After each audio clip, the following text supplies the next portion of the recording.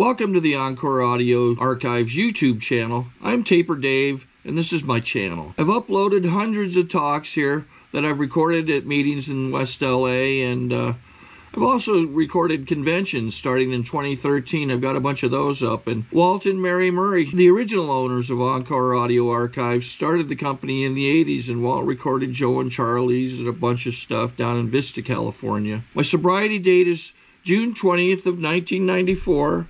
I hope you find something you like, so please like and subscribe to my channel and comment down below.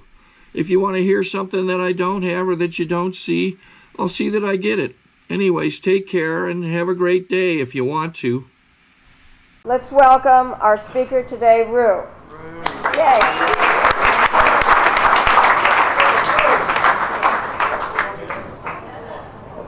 Perfect. Hello, my name is Rue. I'm an alcoholic. This doesn't move. Oh, it does move. Great. Perfect. Yeah. Well. Thank you so much for asking me to speak, Brian, and I know Cameron's not here. You're doing a fabulous job.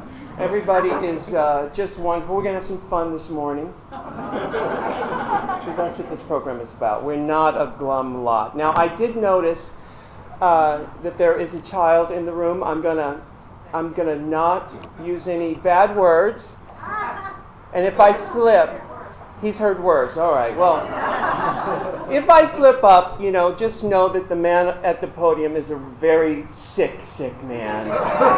So, but you know what's interesting about all this? This really is about kids. This whole thing is about kids, and I'll get back to that. But we're all just a bunch of babies who are learning the rules of life, and I've learned the rules of life, the instruction book, I found here in Alcoholics Anonymous. And that's what this is all about. Now, let me just give you a little background. I'm from San Diego, California, 100 miles south of here. I was born in 1960. My birthday was November 17th. I just turned 49 F-word years old. 49! How did that happen? 49 years old. And I'm just now getting, I just now feel like I know some things about navigating myself, my spirit, and my ego, navigating and keeping a balance on that at this point in my life, Could you imagine knowing how to do that earlier? Like, if they taught that in grade school, could you imagine what your life would be like if you knew how to manage your spirit and your ego? Well, I learned it here, and it's been really a beautiful experience. I know a lot of people have trouble with the program and the spiritual aspects or not drinking or whatever. It wasn't that way for me. I started using when I was 10 years old. How old is he? 5? Oh, he's got 5 more years. I'm sorry. I started using when I was 10 years old. You know what a 10-year-old looks like? You know how young that is? But I mean, we're talking, this is like 1970, and of course, as you well know, I know Sheila knows, there was a time when sort of self-expression, had a lot to do with exploring in that way. So it wasn't, it's looked down upon as it is now for children. But, actually, in my high school, maybe in junior high school, we had a smoking section. That's how things change, But I was 10 years old. My first drink, me and my friend Alvin from down the street, we were watching them unload this liquor truck into the liquor store, and we timed the time that it would take the guy to put a few cases on the dolly and roll it into the store, and then come back and when he rolled a bunch onto the dolly and rolled it into the store, we ran in the truck and grabbed these little bottles of bourbon. I don't know, what size is that? It's a pint. We each grabbed one, ran into the canyon, and chug-a-lugged. And I tell you, initially it was fabulous because, finally I felt some relief. But after that, I blacked out, 10 years old. And I woke up and I remember, and my mother is standing over me. I'm at the toilet, throwing up. And my mother is standing over me. See N-word? It's for him. See N-word? See, you crazy? Maybe that'll teach you. Maybe that'll teach you. Well, of course it didn't. Because soon after that, me and Alvin stole a joint out of his brother Junebug's pocket. And we went into the canyon and did our thing. And of course, for me, that whole scenario lasted 29 years. 29 years of drinking and using. And you know what? Honestly, if I had it to do over again, I wouldn't change anything. I wouldn't change a damn thing, because it is the process of this life. And I found this program right when I needed to find it. And I got it, and I've been around. I stuck. It stuck for me.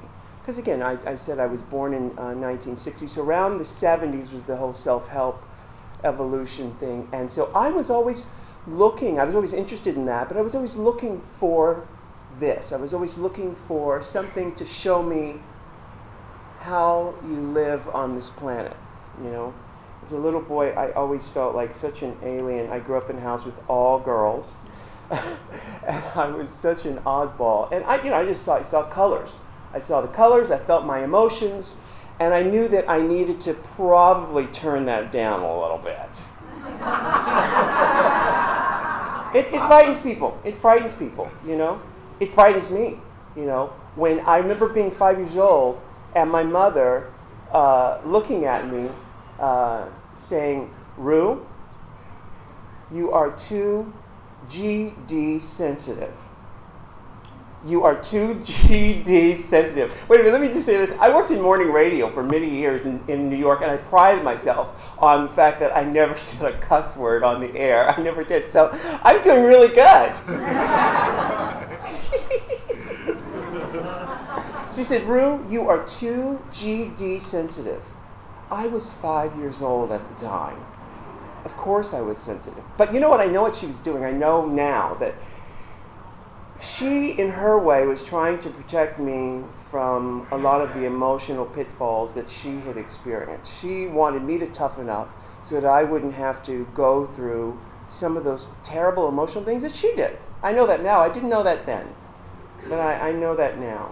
And, my parents are these hillbillies from southern Louisiana who didn't know how to teach a gorgeous, emotional, overly sensitive, beautiful child how to negotiate between the spirit and the ego, and how to negotiate on this planet, which can be particularly tough on us sweet, GD sensitive kids.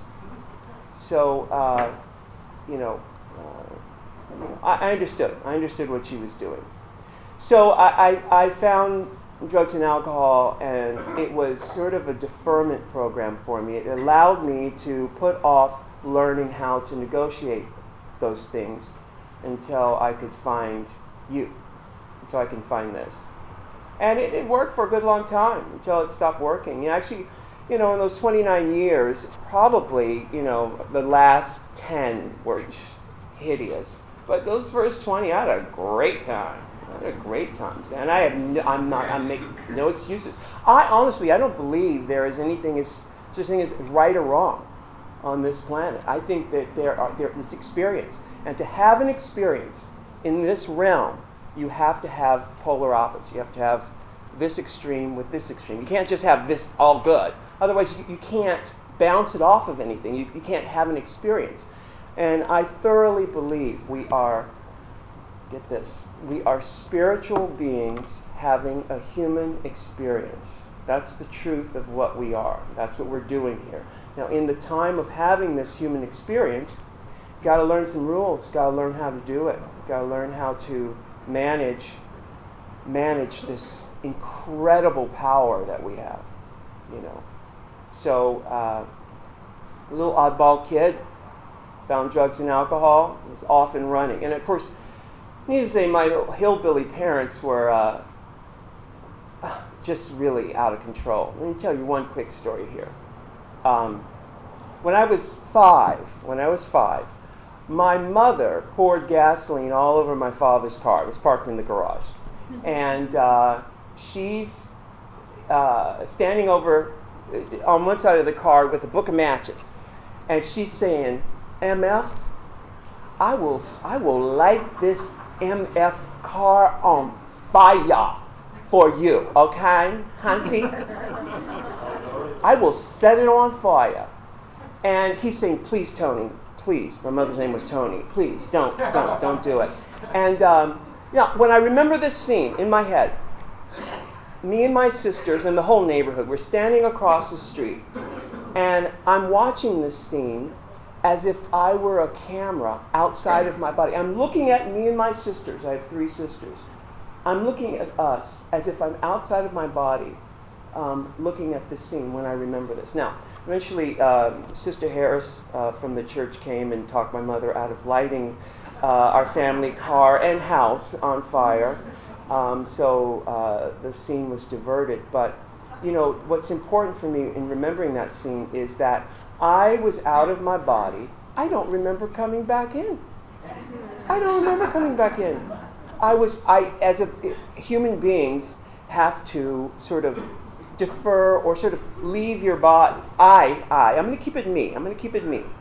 I had to leave my body and able to deal with the trauma of what was happening, you know? And that's what alcohol did for me. It allowed me to leave my body. It allowed me to not have to feel my feelings because the feelings were too heavy for me. It'd be pretty much too heavy for anybody, actually, you know? Your parents are, you know, mother's going to douse the car and set it on fire, killing her. I mean, it's traumatic. It's traumatic stuff. And it goes on, you know. That's just one story. But being in this program taught me that it was safe to come back in and feel my feelings because I learned how to process these feelings in here. I learned how to negotiate, I learned how to navigate a balance between my spirit and my ego. And that's what I learned here. And I continue to learn here. I continue to practice here. Because years ago someone told me that AA stands for Attitude Adjustment. Is that what you heard? Attitude Adjustment? I heard Amnesia Anonymous. I forget it's like that movie Groundhog Day. I forget every single day. I forget every single day, and I have to remind myself every single day. And I know Brian here from a morning meditation meeting that we do over at the West Hollywood Recovery Center at 6:30 in the morning. We go there at 6:30 in the morning. Actually, I wake up at 4:30 and go to the gym at 5. I'm at the meditation meeting at 6:30. Can you imagine that? I actually I go to bed at 5 o'clock in the morning, you know, but I have to remember this every day because I know I have some time, so I'm going to expand on certain ideas I have here. Because, you know, we live in this world where if you watch the news, you read newspapers, this media onslaught that's telling you, that's telling me you're not really clean unless you're zestfully clean. Do they still sell Zest? Is that still around? That was their slogan, you know. And the only way they can sell you something that you don't need is to tell you that you're not good right now. You need something more, right? So we're bombarded with this information that, I'm not good enough, So to supplement or to sort of, work out the other side, the spiritual side, I have to get up early. I have to be vigilant about making sure I get a balance. And that's what this program has taught me, is to balance between my spirit and my ego. I have to actively work out that other side. They're telling, they're saying, entertainment tonight, it's so-and-so, she's pregnant. Oh, guess what? They're dating. Oh, they've set a date. They're going to get married. All this superficial stuff that I don't care about, but I'm bombarded with saying, should I be pregnant now? I should be dating someone? Or I'm not married. My ego is taking note of all this stuff, saying, you're not good enough, you're not like, I have to, right here in this room, I have to work out the other side. It's like working out at the gym. I have to work out this other side, and I keep a daily practice of it. So that's what I'm learning here. So, I'm a kid who saw all the colors. I gravitated toward the bohemian lifestyle. I like people who see colors. In essence, I gravitated toward all of you. We would drink together. We would have these wild ideas together. And it's beautiful. It's fantastic. And I did that for many, many years. In fact, I continue to do that in these rooms. You are all the people that I drank with. The way you think, abstract. What's funny about this whole thing, what we're talking about here, is that it's very abstract. It's very abstract. Because you can't explain this stuff to someone unless they've gone all down the Yellow Brick Road, all over through the poppy field, and met the Tin Man and all those people. You can't explain it to them unless they've done it themselves. And it's like Dorothy, she says, well, why didn't you tell me? All I had to do was click my heels 3 times. Because, my dear, you would not have believed me. You wouldn't have believed me. You had to go through there. That's why I have no regrets of my journey that got me here. In this moment where I have power. This moment right here, I choose joy today. I've done the other. Ad nauseum. Today I choose joy. That's my ticket. That's what I like. So, here we are in this room, explaining, talking about all these feelings that, in fact, our language, a lot of times, doesn't even have words to explain this stuff. Our language is limited. We have the word love for the people. I love the most important people in my life, but I also love chunky peanut butter. It's kind of weird that one word is to explain all of that, but our language is limited. So to explain something so abstract as I am a spiritual being having a human experience, my ego's like saying, no, you are Ru. You're standing in front of a podium. You're this. It's like, no, actually, I am Ru. Basically, Ru is a role that I play, and my spirit is playing the role of Ru today, and the show will eventually close. I'll get hired to do another show. Are you following me? Nod your heads if you're following what I'm saying. It's abstract stuff, okay? So if I can remember who I really am, which is my spirit, if I can remember who I really am, then I have a way to circumvent some of the pain that my ego leads me into. Who I really am is a spiritual being having a human experience, and I need to remember that. Now, when I drank, of course, that was fuel for my ego. It's fuel for my ego it's like gasoline for it's like gasoline for my ego. It keeps it going. And I have to, every day, work out the other side of this. And that's what this program has meant to me. And that's why I go to meetings every day. That's why I do this thing when I'm in meeting too, is when I hear someone speak, this is really tricky. When I hear someone speak, I'll allow myself to do their inventory and say, well, what she needs to do is this and that and this and that, right? I'll allow myself to do that. Then I'll do this thing where I'll go, now switch, and apply all of those things I assign to them to me. And I go, oh my goodness, okay, all right. Because the truth of the matter is, there's only one of us here. I know, it's abstract, it's weird, in our language it makes no sense. How could he be over there and I'm over here? Well, we are one thing. We are one thing. And our perception says we're separate. When a plane takes off and flies into the horizon, it looks like it's getting smaller and smaller. Is it getting smaller and smaller, class? Sorry to interrupt your viewing. Taper Dave here. Just wanted to take a second to ask you to like and subscribe to my channel. Let me know if you like what you're listening. I've got some very good talks here, and this one's a great one. Just curious, do you think this is better than Zoom? Tell me what you think. No, it's not. No, it's not getting smaller. It's just from where we're standing, it looks like it's getting smaller and smaller. It's our perception. Our perception says, you're over there, I'm over here, the plane is getting smaller. So the truth of the matter is, I get to experience myself through you, through your honesty, through really allowing me to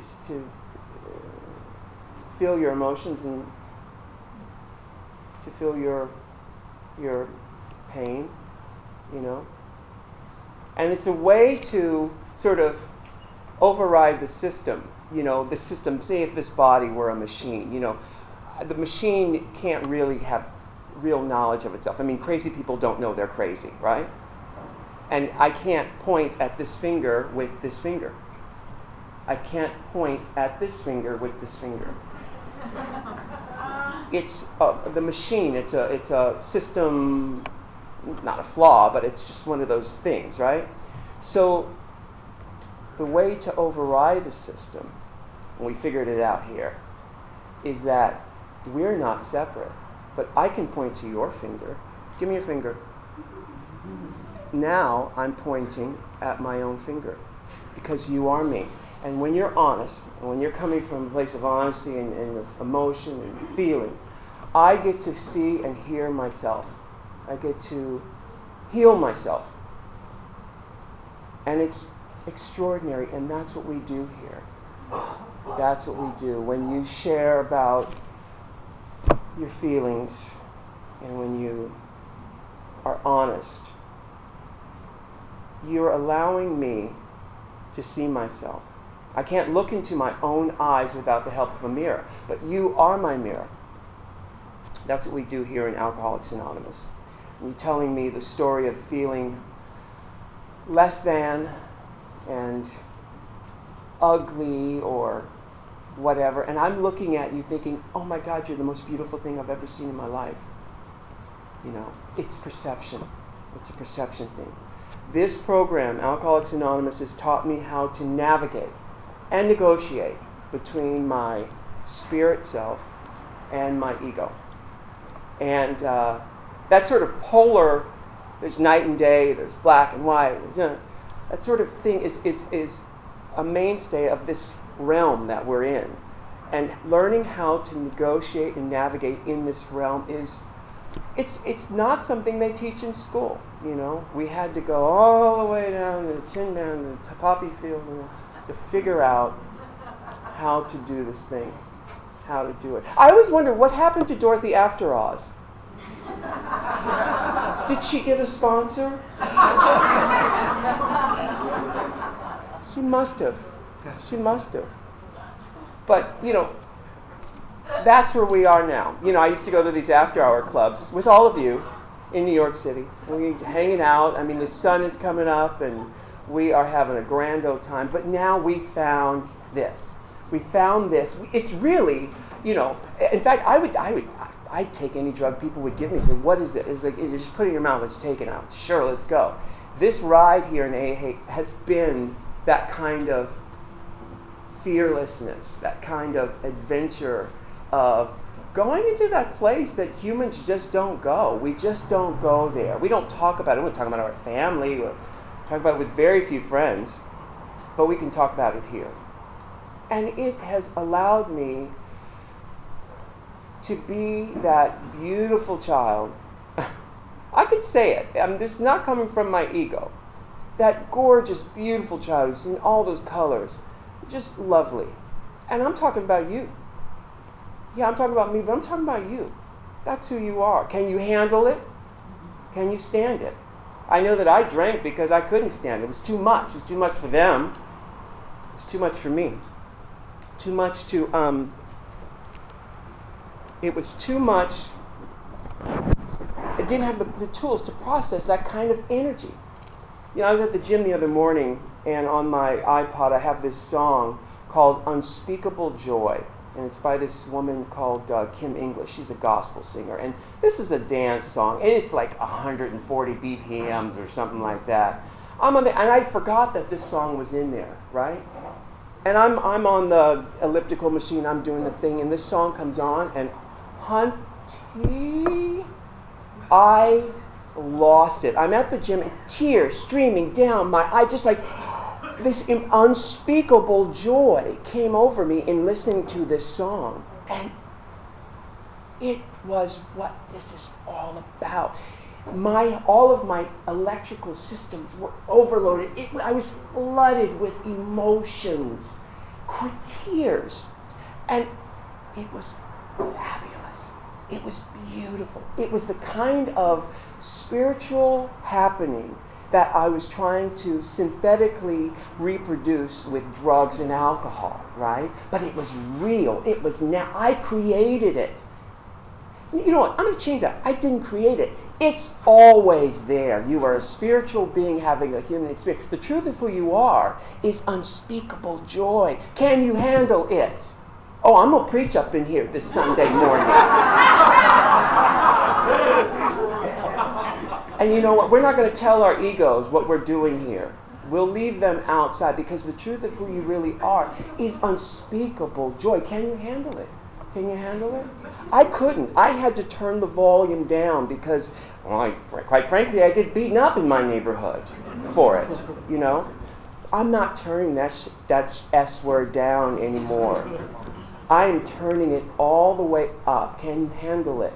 We learn how to handle it here. Didn't know how to handle it before, not from my hillbilly parents. They didn't know how to handle it, you know. You know, my father and his weekends with the kids, you know what? You can look at me now. You can imagine what a gorgeous kid I was, right? It's not my ego. It's not my ego. I'm just keeping it hood, y'all. It's true. And that, you know, he would be out drinking, and me and my sister Rosie would sit on that front porch. You know how this goes. And we would wait for him for all Sunday, waiting for him. Never show up, you know. And of course, that's his story. That's his inability to, you know, process unspeakable joy, you know. And that's for him to deal with. But, you know, I learned from them how to treat this beautiful gift that we've all been given, this beautiful gift of life that is just so precious, you know, and so lovely.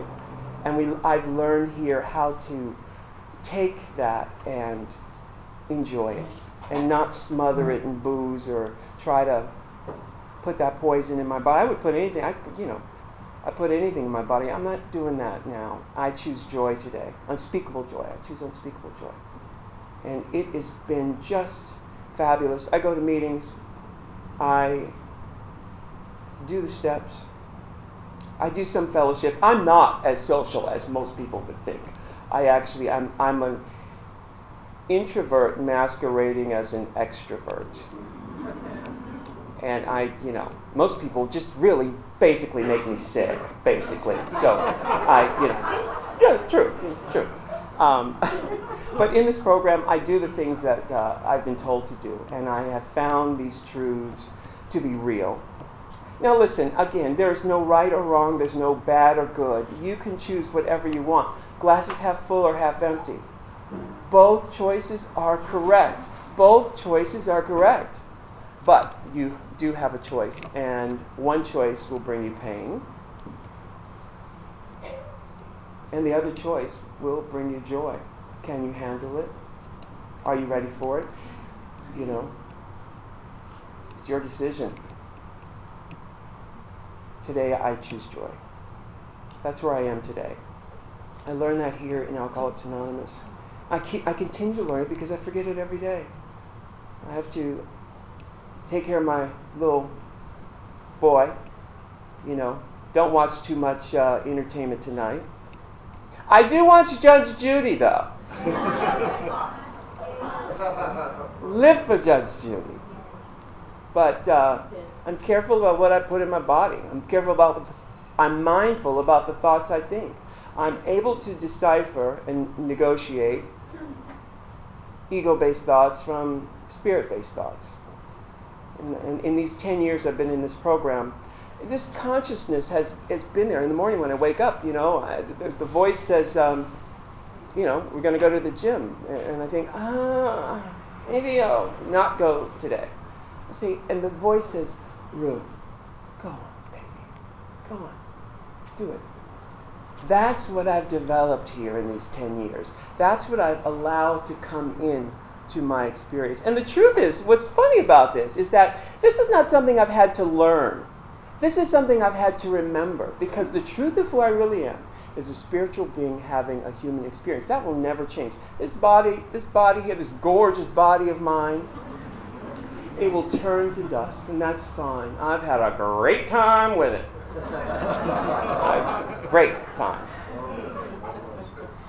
But, it's not the real truth of who I am. It's just a role that I play. It's almost like, it's like in theater, when you break the fourth wall, you address the audience. And that's what we do here. We peel away the facade, and we're able to, I work alone, and we peel away the facade, and we're able to get to look under the hood and see what's working here. And that's what this is about. So in essence, it's not that I have to learn something. It's that I have to remember. I have to remember. I peel away the things that block my frequency here. The frequency it emanates from within. It's what we are. We are the force. So the things that block that is what I have to be mindful of. I have to be mindful of things that could interrupt my frequency. And booze definitely shifted my perception. I couldn't turn, the negative thoughts, I couldn't change them. If I was high, it would be like a plane just sort of just going down, and I couldn't lift it up. And honestly, that's really the main reason I don't want to drink. The alcohol was a symptom of a much deeper issue. I don't even think about booze anymore. I really don't. I've had enough. I don't think about, altering that. I can alter it in a way on that elliptical machine with unspeakable joy. I've learned how to do it there.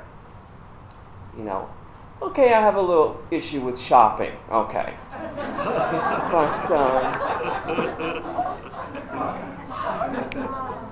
But that's okay. We'll deal with that in another program.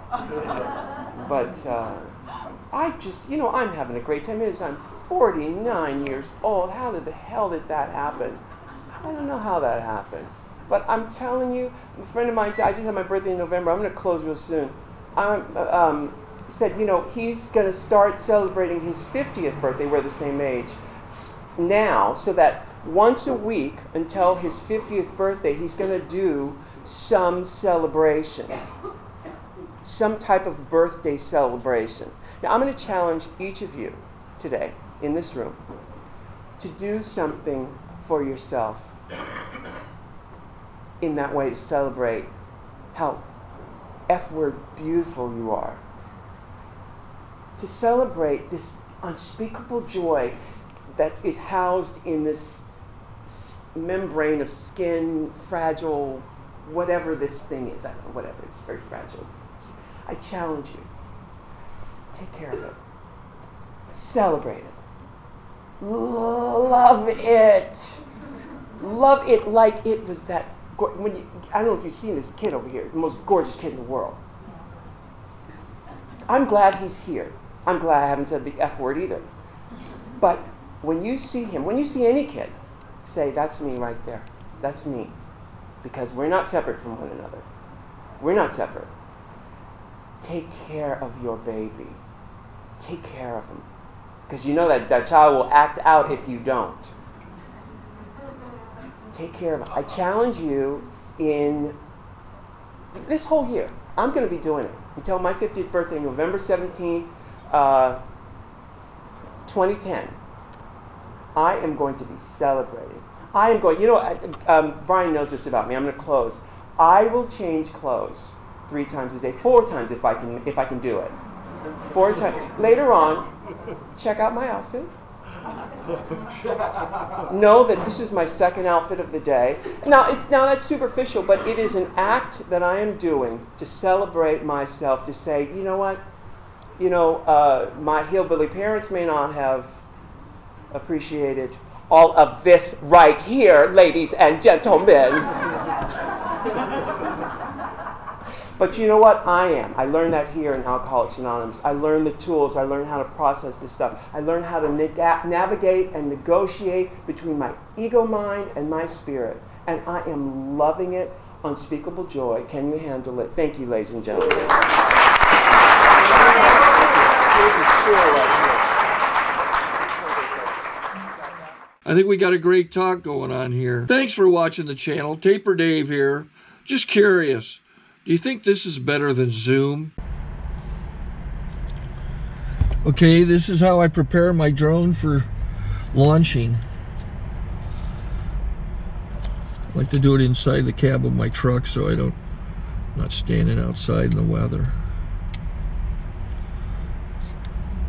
To install the joysticks for control, up and down, right and left, powered on. I have an Android phone that I use to connect it to the drone with, and it's actually controlled through the iPhone, through an app. Oops, wrong way. It's actually controlled through the iPhone, or through this Android phone, through the app. It's actually controlled through the Android phone through an app, and you connect it through this short connection right here.